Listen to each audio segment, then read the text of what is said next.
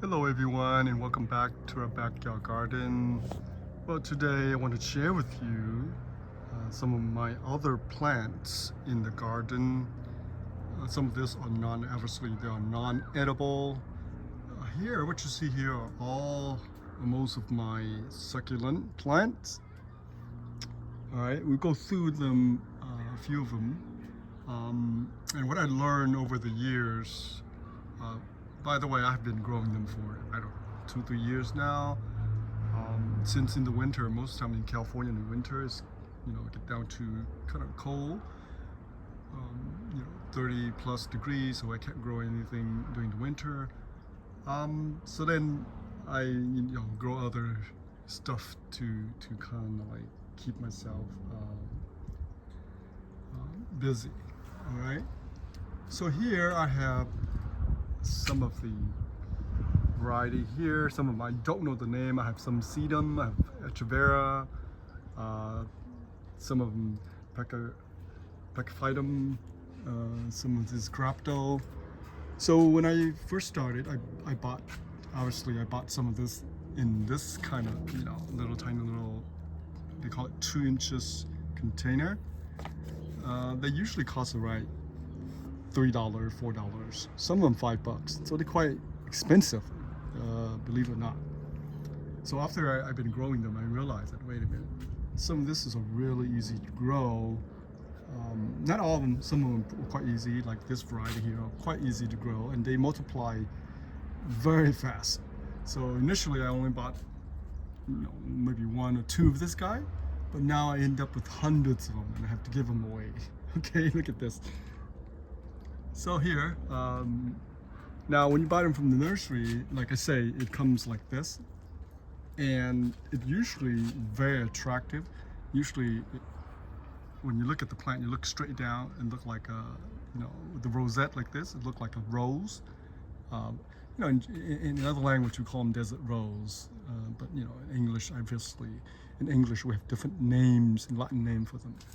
But this variety here, they crawl and they grow linky, so they're not growing straight up, and they don't go so big. So it's about maybe 2 inches across the rosette.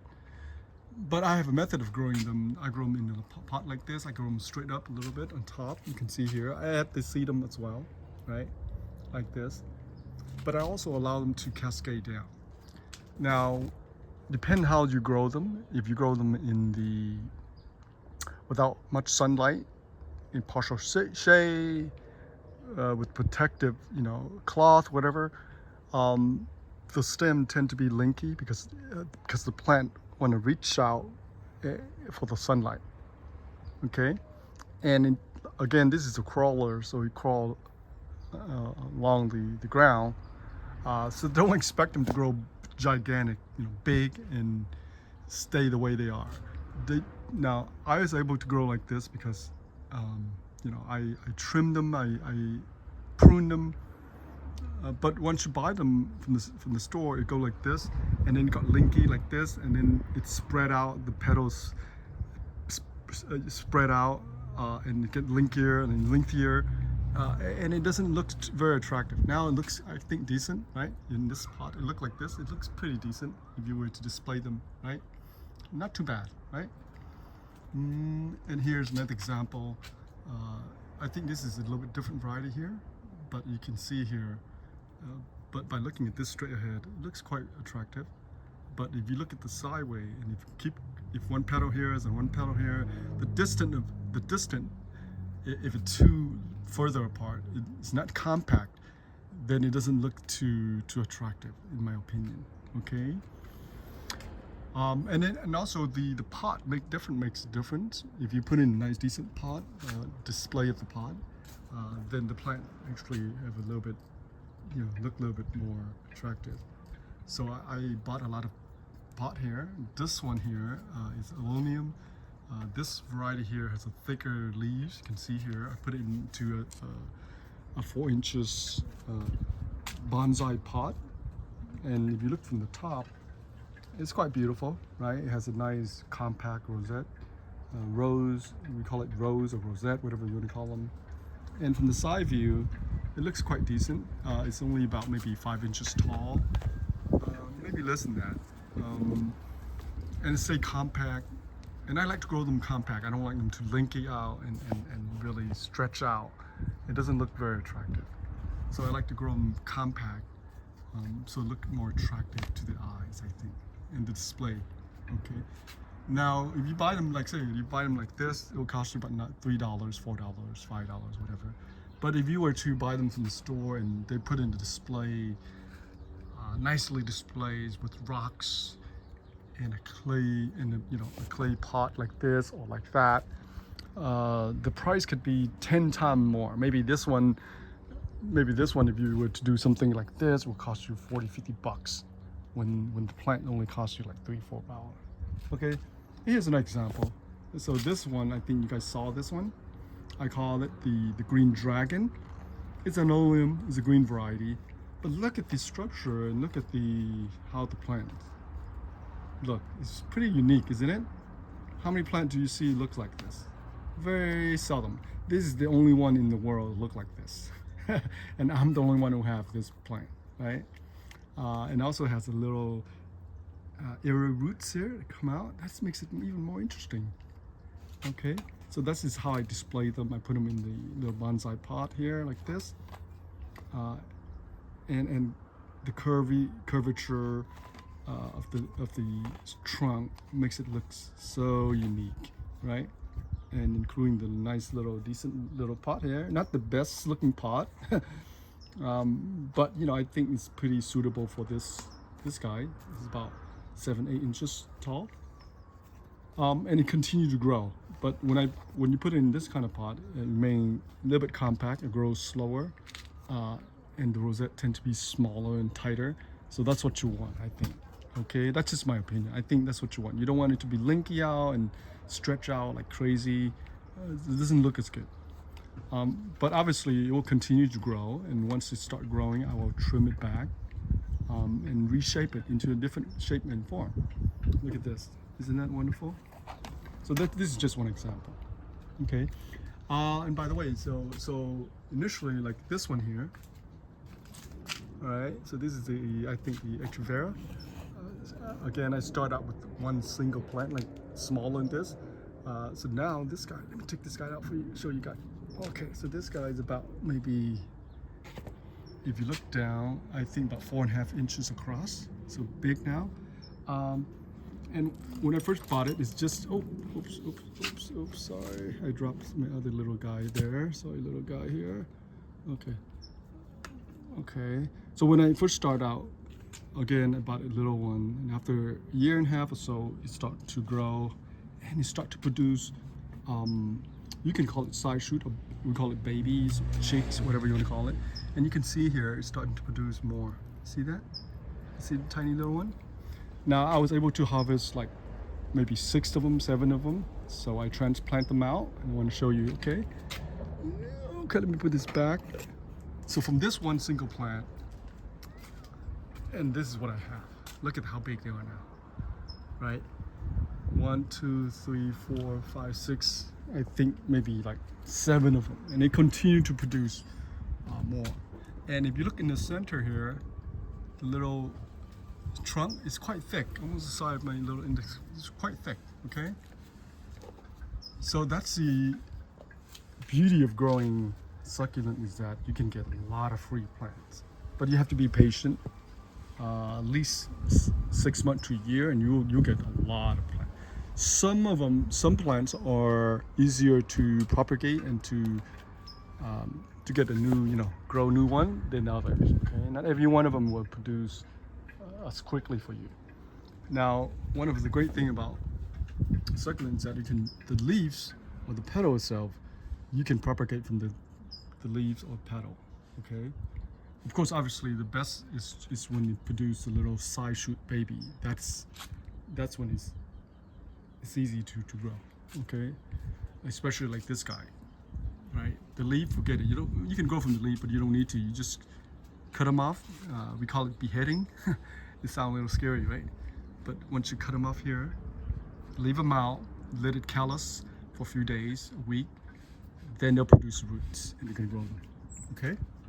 So look at this, all this are free plant. Look at all this. And this guy here, interesting looking guy here, I adopt that. This little guy here, it was in the tiny little pot, and I repotted into this 4 inches clay pot. It's linky, you can see it's stretching out, trying to reach for the sun, but now it's in a nice full sun. So the petal, you can see, produce certain powdery white substance to protect it from the sun. Okay. Now what I could have done is I could have cut this right here, right there, right, and regrow it, and then hopefully they'll produce more side shoots, and then I can harvest more plant. But for now, he's fine like that, so I just leave him the way they are. Okay. One thing you also notice that is here, like this one here, start producing a lot of side shoot here. I can use that to propagate more plant. Succulent, it's an interesting genus, variety. If you leave them out in the sun and they have a lot of sunlight, they will definitely flowers. Look at this. Look at this. Look at this. Okay. So they like bright light, but not direct sunlight to the extreme.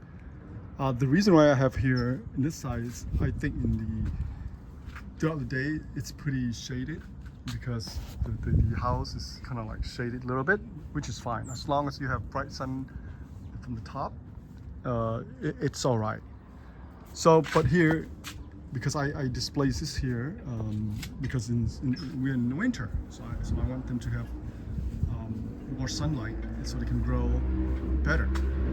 Later on, I will probably move it back on that side right there, which is pretty much all day long is all shade, except for the, all you got is the light from the top, okay, indirect sunlight, but all that is shaded. But for now, since we're in the winter and early spring, the sunlight, the direct sunlight is not extreme, like not 100 degrees, so it's only like 50 to 60 degrees, so which is fine. But anyway, once even that, they will produce flower. And in other plants, like the sedum here, they will turn red, the tip. See, so see some of the stuff will turn red, the tip, if they have ample sunlight. Okay, that's kind of interesting. I kind of like find it out too. Typically, they'll stay all green, but they will produce tiny little red spot, like ripening up. It's just beautiful. I think it's real interesting. Same thing with this guy. You see that? Typically, they're green. Okay. Here you go again. Example here, the flower. Now you'd be amazed how fast some of this guy produces the flowers. Very fast. Within weeks, they'll produce the flowers, because if they have enough bright sun. Here you go again. All right. So all this here, I think this is the Grapto variety, Graptotalum. All this variety, they produce very fast, and I have hundreds of them, and they grow extremely fast. Okay. So, and some of them I was able to name them. I labeled some of them: Echeveria Blue Curl, Echeveria Pearl Von Number, and this display here, I created this display with a lot of stuff on here. 1, 2, 3, 4, 5, 6, maybe 7 variety here. This is the what is that? Haworthia? Yeah, Haworthia. That's it. Yeah, beautiful J-looking plant. Okay, and then I have that bigger one here in the bonsai pot, which is like an 8-inch bonsai pot. And I prune off everything here. Now it's starting to new growth. You can see all the new growth. And I braid it like this way, but I think the top's getting too heavy. Eventually I will cut it off and see where it goes. So it's almost like a living art where it continues to grow and develop into something different day by day, right? Week by week. We'll develop into something different. So here, I want to show you real quickly. Let me bring this one down. This thing can happen. Look at this. So I have it like this. The trunk go like this, and the root system penetrate to the soil, and then it has a little bit of it. This one actually from the other one, that one actually holding onto this guy, and that guy actually belonged to that guy. Okay, so but this is, I think this is one single plant. I think it's just the way the plant is called. And again, the top getting too heavy. I braid this together, but eventually I will probably cut them off. I think it's just too tall. Okay, too tall. All right. So here's some more here that I propagated. You can see here, I started with one singular plant like this, and now 2, 4, 5, 6, 7, 8. You get 7 more plants. So some of this right here I bought. Now this one here, it's the Echeveria. This one here can grow quite big. So I'm looking forward to this guy to grow up to 8 to 12 inches if the condition is right. Okay, so this guy will grow extremely big and has a tiny little red tip here. Very beautiful, beautiful plant. Same thing with this one, the bluebird. It'll grow a little bit bigger, and eventually I'll transplant it. I'll repot it into different pot. But for now, they are happy in this pot, in this section here, because they get a lot of sun. They need the warm temperature. Now we've been getting a lot of rain, so that could be a problem. And several of my succulents get drowned out and then die because the root rot. But as long as the soil has good drainage, with sand and perlite, and other material, like some of lava rocks, stuff like that, then I think it should be okay. As long as the soil has a lot of drainage, be fine. And then some of this guy here, you can see all this tag here. These are the one that I newly purchased. Okay, so you can see all this all come from the nursery. That's their tag. This one is the Pachyphytum. It's beautiful, right? This one's also the Pachyphytum Drago, and this one is the I couldn't even tell. This one's Sedum Vera. Okay, but anyway, it doesn't matter. I just enjoy growing them. Of course, I have some of the elephant plant there, and eventually I will grow them into a bonsai pot. This does not look anything interesting, right? But once I grow them to the bonsai pot, I will shape them into like a little bonsai tree. Yeah, by the way, you can shape some of the succulent tree into a bonsai, like a bonsai tree. But I have to be patient and wait for it to grow, side shoot, then I trim it, then I'll train it into like a bonsai tree. And then some of this here, I repot it into this beautiful tiny little, I think 3.5 inch pot I bought. It's pretty nice glazed pot with a nice little bamboo saucer in the bottom there. It looks quite beautiful, don't you think so? How you display the succulent is really important. And this guy here, oh my god, look at this guy. You can see the flowers, 2 flowers coming out because it has ample light. So the flower will definitely come out when it's getting a lot of sunlight. All right, what else I want to show you guys? Okay, so again, here is also I propagate a lot of jade plant here. All this come from this one, Cassula Ovata. That's the name of the scientific name for this guy. And again, some of this I will eventually train it into a bonsai tree, but this one is quite big, right? And it has so many branches, and this is where it came from. So I just took the side shoots, the branch, put them into a tiny little pot like this, and now it starts growing, I can tell. And again, when it's got a lot of sunlight, the tip of it will turn a little bit of reddish, which is kind of beautiful, right? Here I'm propagating all this guy too, all the sedum. Okay, so that's it for the video for today. Eventually, as the temperature picks up, get hotter in the daytime, all this guy here, including all this here, I will move it to this side. So eventually I'll clear this out and put them back here, because they're still going to get tons of bright light from here, just indirect sunlight.